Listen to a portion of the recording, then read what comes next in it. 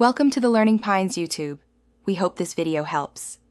You begin by confirming the device is updated and you know the Apple ID tied to screen time. Once done, open Settings and tap Screen Time. Make sure you're at the top-level Screen Time page so changes apply correctly. If you remember the Screen Time passcode, choose Change Screen Time Passcode, then tap Forgot to follow recovery prompts.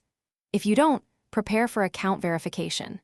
This step prevents lockouts and preserves data, so verify your Apple ID and backup settings before proceeding. Next, try the built-in recovery. Tap Forgot Screen Time Passcode and sign in with the Apple ID you used for screen time. You'll be prompted for two-factor codes, so enter them promptly. If Apple ID recovery isn't available, you must erase the device and restore from a backup that predates the screen time passcode. Make sure the backup you restore doesn't contain the locked screen time settings. Keep verification codes handy and watch for any delays in Apple's authentication prompts.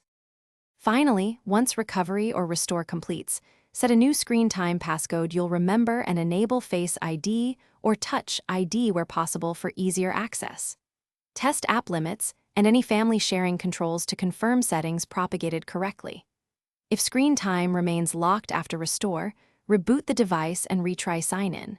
If that fails, contact Apple support and provide device serial and proof of Apple ID ownership. This troubleshooting ensures a clean reset and prevents repeating. Thanks for watching. Consider subscribing if we helped you.